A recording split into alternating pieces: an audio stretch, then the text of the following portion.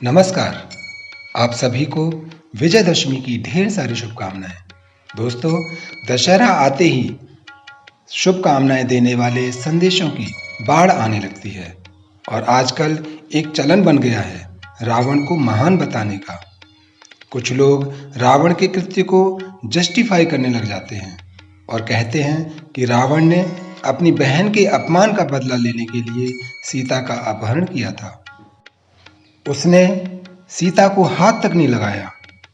रावण एक महान ब्राह्मण था, विद्वान था और न जाने क्या क्या उपमाएं देने लग जाते हैं। ऐसी बातें करने वालों ने वाल्मीकि रामायण कभी नहीं पढ़ी। वाल्मीकि जो राम के समकालीन थे, उनकी लिखी रामायण ही प्रमाणिक है। आज की वीडियो में वाल्मीकि के अनुसार रावण के चरित्र का बखान किया गया है।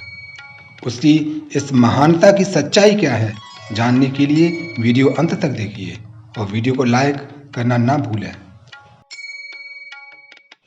रावण के पिता महर्षि विश्रवा थे। कुबेर भी इन्हीं ऋषि का पुत्र था। विश्रवा के पिता महर्षि पुलत्स्य थे, जो सप्त ऋषियों में से एक थे।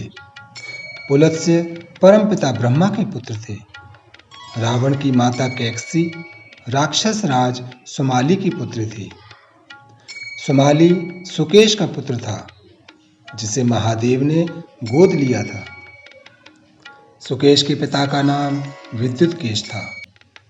विद्युतकेश का पिता प्रहेति था। हेति और प्रहेति दो भाई थे, जिन्हें सबसे पहला राक्षस माना जाता है। ये दोनों परमपिता ब्रह्मा के क्रोध से उत्पन्न हुए थे। जो बहुत पढ़ लिख जाए उसे पंडित कहा जाता है। राक्षस वह होते हैं जो बहुत नीच प्रवृत्ति वाले होते हैं। रावण अत्यधिक नीच प्रवृत्ति का था, अतः उसे राक्षस कहा गया। साथ ही वह बहुत पढ़ा लिखा भी था, अतः रावण पंडित भी था और राक्षस भी, परंतु वह ब्राह्मण नहीं था। रावण राक्षस था, इस बारे में वाल्मीकि रामायण ही प्रमाण है। वाल्मीकि रामायण के बाद लिखे गए सारे ग्रंथों में रचनाकारों ने अपनी कल्पना से नई नई बातें जोड़ दी हैं। रामायण के ग्रंथों में कालांतर में प्रक्षेपण भी किया गया है। वाल्मीकि रामायण के अनुसार रावण एक बहुत ही दुष्ट राक्षस था। वस्तुतः वह सभी अवगुणों की खान था। वह यज्ञों में मांस फिकवाता था, ऋषियों की हत्याएं करता और करवाता था, स्त्रियों का बलात्कार जैसा दुष्कर्म करता था। वाल्मीकि रामायण के अनुसार वह एक राक्षस था। जो लोग कहते हैं कि रावण ने सीता जी का स्पर्श तक नहीं किया था, उन्होंने ना तो वाल्मीकि रामायण का अध्ययन किया है और न ही बुद्धि का उपयोग करते हैं। बस तथ्य विरुद्ध बातों से लोगों को भटकाते हैं। ऐसे पापात्मा को लोग महात्मा सिद्ध करने में बड़ी रुचि लेते हैं। अज्ञानी मीडिया ने इस झूठ को बहुत प्रचारित किया है। सत्य को झुठलाने के लिए यह कल्पना कर ली गई है कि सीता की छाया को रावण ने अपहरण किया था। तो क्या रावण भी छाया था? ऐसे मूर्खों के लिए तर्क और तथ्य भी कल्पना है। अरण्यकांड में अनेक श्लोकों में स्पष्ट वर्णन है कि माता सीता का अपहरण रावण ने काम के वशीभूत होकर किया था। इसका प्रमाण आगे मिलेगा। काम वासना में अंधे होकर रावण ने माता सीता का अत्यंत अश्लील वर्णन किया, जो मैं यहाँ नहीं रखना चाहता हूँ। माता सीता ने उस नीच को अनेक प्रकार से धिक्कारा, दुत्कारा और श्री राम के प्रताप और यश का वर्णन करके उसे डरा धमका कर दूर हट जाने को कहा। परंतु उस दुष्ट ने माता को बड़ी ही निर्ममता से बालों से पकड़ा और अपने कुकर्मी हाथों से स्पर्श किया। तब माता सीता मर्माहत होकर घोर विलाप करने लगी और दुख से छटपटाती हुई रावण को अनेक उलाहने देने लगी। ऐसे पापात्मा को लोग महात्मा सिद्ध करने में बड़ी रुचि लेते हैं आजकल। यह पढ़िए, आपका भी मन घृणा से न भर जाए तो कहना। जो प्रिय वचन सुनने के योग्य और सबसे प्रिय वचन बोलने वाली थी, उन मिथिलेश कुमारी सीता को ऐसा अप्रिय वचन कहकर काम से मोहित हुए उस अत्यंत दुष्टात्मा राक्षस रावण ने निकट जाकर माता सीता को पकड़ लिया। मानो बुद्ध ने आकाश में अपनी माता रोहिणी को पकड़ने का दुस्साहस किया हो। उसने बाएं हाथ से कमल नयनी सीता के केशों सहित मस्तक को पकड़ा और दाहिना हाथ उनकी दोनों जंघाओं के नीचे लगाकर उन्हें उठा लिया। रथ के प्रकट होते ही जोर जोर से गर्जना करने वाले रावण ने कठोर वचनों द्वारा विदेह नंदिनी सीता को डांटा और पूर्वोक्त रूप से गोद में उठाकर तत्काल रथ पर बिठा दिया। रामायण में कितने स्पष्ट शब्दों में लिखा है कि रावण ने सीता जी को अपने हाथों से क्रूरतापूर्वक न केवल स्पर्श किया था, बल्कि जंघाओं से उठाकर निर्लज्जता से उन्हें गोद में उठाकर अपहरण किया था। पुनः अगले श्लोक में देखिए कि लंका में प्रवेश करते समय भी दुष्ट रावण ने उन्हें अपनी गोद में उठा रखा था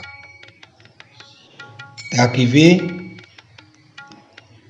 उसकी पकड़ से छूट ना जाएं। सीता छटपटा रही थी। रावण ने अपनी साकार मृत्यु की भांति उन्हें अंक में लेकर लंकापुरी में प्रवेश किया। यह श्लोक और अर्थ हमने गीता प्रेस से 2 खंडों में प्रकाशित अर्थ सहित श्रीमद् वाल्मीकि रामायण से लिए हैं। प्रमाणों से स्पष्ट है कि रावण एक अत्यंत चरित्रहीन एवं स्त्रियों का शत्रु था। स्त्रियों का अपहरण करने वाला, उन्हें अपमानित करने वाला और उन पर अत्याचार करने वाला दुष्ट था। अपने काम के वशीभूत होकर उसने सीता जी का न केवल स्पर्श किया, बल्कि बलपूर्वक उनका अपहरण किया था। दशहरा आते ही लोग रावण का गुणगान करने लगते हैं। जो लोग कहते हैं कि रावण एक आदर्श भाई था, उसने अपनी बहन शूर्पणखा का प्रतिशोध लेने के लिए सीता का अपहरण किया था, उन्हें वाल्मीकि रामायण पढ़नी चाहिए। जब शूर्पणखा ने सीता के सौंदर्य का वर्णन किया और कहा कि ऐसी अनुपम सुंदरी आपके पास होनी चाहिए, तब वह तुरंत उनका अपहरण करने चल दिया। उसने रावण को नाना प्रकार से उकसाया। तब वह सीता के अपहरण के लिए तैयार हो गया। इसके प्रमाण में कुछ श्लोक दिखाता हूं। राम की पत्नी अत्यंत सुंदर है। उसका मुख चंद्रमा की भांति है। अप्सरा जैसी सुंदरता है। लंबे केश हैं। वह राजा जनक की पुत्री है। उसकी कमर हिरनी के समान है। मैंने आज तक इतनी सुंदर स्त्री नहीं देखी, न देवों में न गंधर्वों में, न किन्नरों में और न ही मनुष्यों में। जो भी उसे पाले वह इंद्र से भी अधिक भाग्यशाली होगा। ऐसी अद्वितीय सुंदरी के लिए आप ही सबसे उत्तम हैं। उसे आपके पास होना चाहिए। अब बताइए, भला रावण जैसा व्यभिचारी अपने आप को कैसे रोक पाता? आप इन श्लोकों में देख सकते हैं कि किस प्रकार वाल्मीकि रामायण में इसका वर्णन किया गया है। क्या आप अब भी यही कहेंगे कि रावण ने अपनी बहन के अपमान का प्रतिशोध लेने के लिए सीता का अपहरण किया था? यदि बात बहन के अपमान की होती तो शूर्पणखा ने सीता के सौंदर्य का वर्णन क्यों किया? उससे ये क्यों कहा कि ऐसी सुंदरी रावण के पास होनी चाहिए? समझना बहुत सरल है कि यदि वह सीता के सौंदर्य का वर्णन नहीं करती तो रावण कदापि नहीं सुनता। यदि वह वीर योद्धा ही था तो छुपकर अपहरण क्यों किया? राम को सामने से ललकारता, तब तो उसकी वीरता थी। ये तो अत्यंत कायरतापूर्ण कार्य था। उसने अपने भाई कुबेर की पुत्र वधू नल कुबेर की पत्नी रंभा का बलात्कार किया था।